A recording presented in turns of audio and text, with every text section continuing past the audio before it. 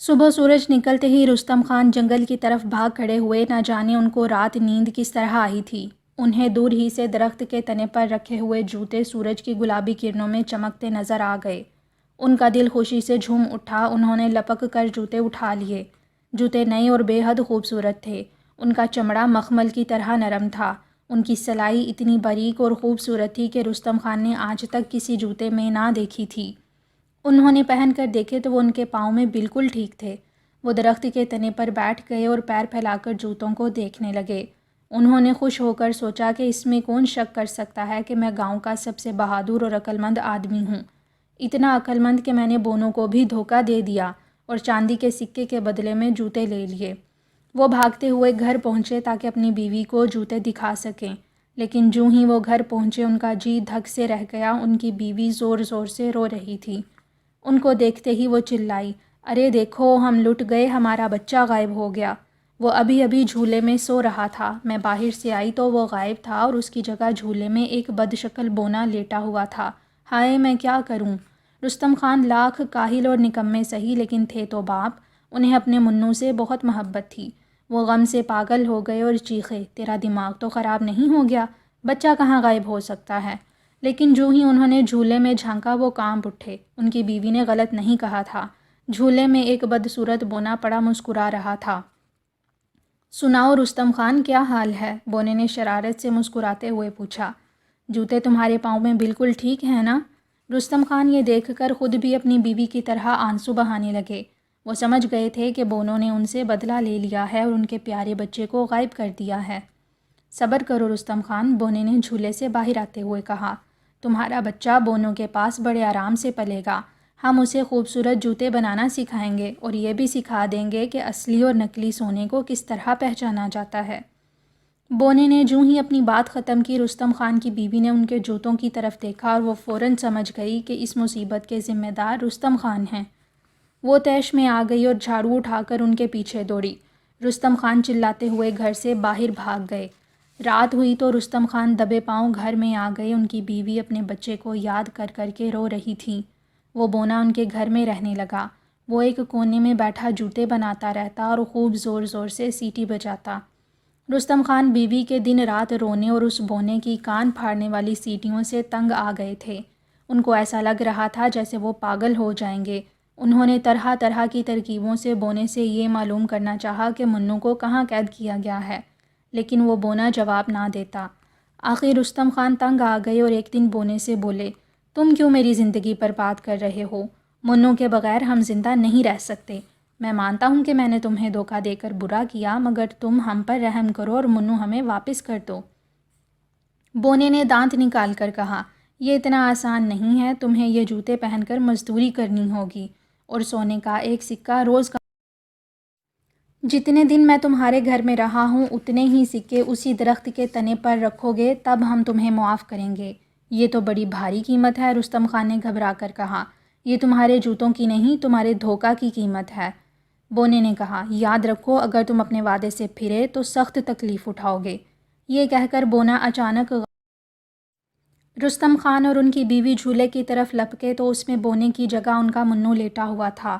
ماں نے منوں کو سینے سے لگا کر پیار کرنا شروع کر دیا۔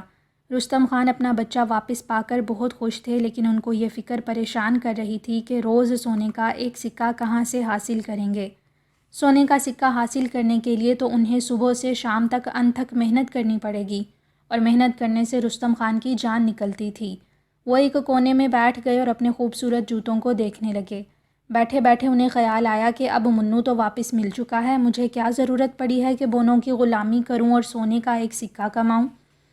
ابھی یہ خیال ان کے ذہن میں آیا ہی تھا کہ ان کے منہ سے ایک چیخ نکلی۔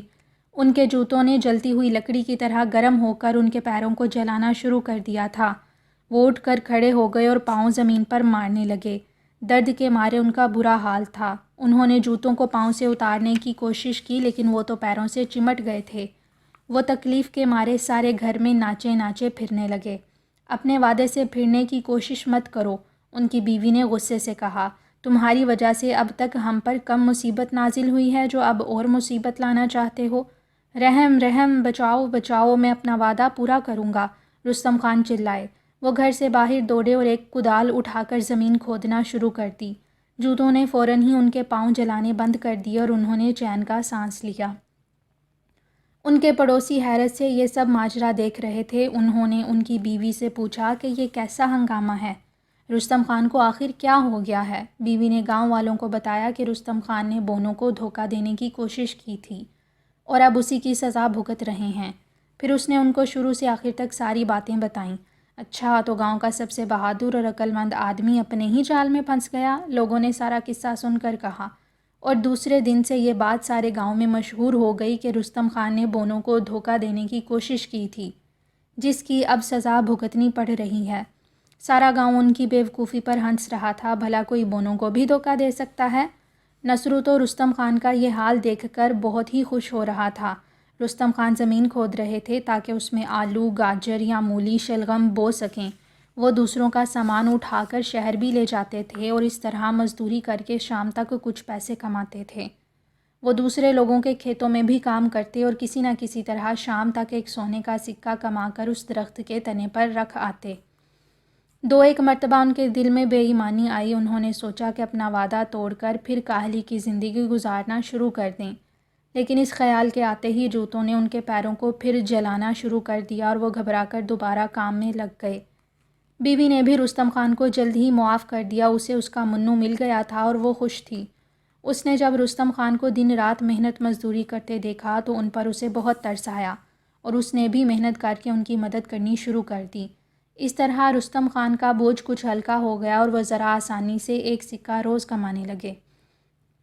وہ دن بھر باہر محنت کرتے اور ان کی بیوی گھر میں چکی پیستی، چرخہ کاتتی۔ ان کے پاس سونے کے ایک سکے کے علاوہ بھی کچھ پیسے بچنے لگے اور ان کی گزر بسر آسانی سے ہونے لگی۔ اب لوگ بھی رستم خان کو نکما اور شیخی باز نہیں کہتے بلکہ تعریف کرتے۔ اپنی تعریف سن کر رستم خان بہت خوش ہوتے تھے اور پھر تو انہوں نے خود اپنے منہ سے کہنا شروع کر دیا کہ میں گاؤں بھر میں سب سے محنتی آدمی ہوں اور میرے پاس سب سے خوبصورت جوتے ہیں۔ جوتے واقعی بہت خوبصورت تھے۔ سب سے بڑی بات یہ تھی کہ رستم خان کتنا ہی کیچڑ مٹی میں کام کریں یا ان کو پہن کر کتنا ہی چلیں پھریں، نہ وہ میلے ہوتے تھے اور نہ گھستے تھے۔ آخر لوگ یہ مان گئے کہ رستم خان کے پاس سب سے خوبصورت جوتے ہیں۔ لیکن نصرو کہتا کہ ان جوتوں کی قیمت بھی تو دیکھو، محنت کرتے کرتے رستم خان کا کچومر نکل گیا ہے۔ اس پر سب لوگ ہنس پڑتے اور کہتے کہ بونوں کو دھوکہ دینا بہت مشکل ہے۔ رستم خان کی ساری بہادری دھری کی دھری رہ گئی۔ رستم خان کو یہ سن کر بہت غصہ آتا۔ وہ اپنی بیوی سے کہتے، تم دیکھ لینا، ایک دن میں گاؤں والوں سے منوا لوں گا کہ میں گاؤں کا سب سے عقل مند اور بہادر آدمی ہوں۔